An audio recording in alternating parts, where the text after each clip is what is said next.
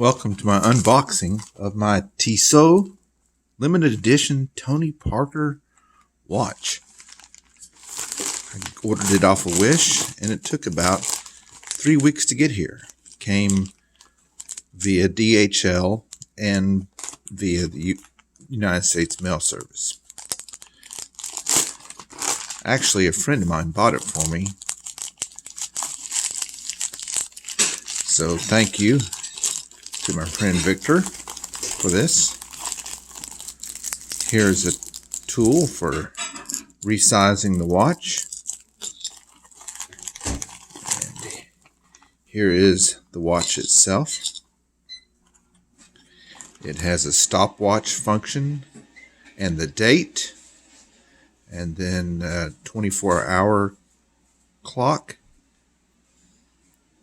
And it is a Tony Parker limited edition watch, so it has the number 9, as you can see there on the left, and then a clasp with a rubber or silicone band, and then his number 9 on the back along with his signature.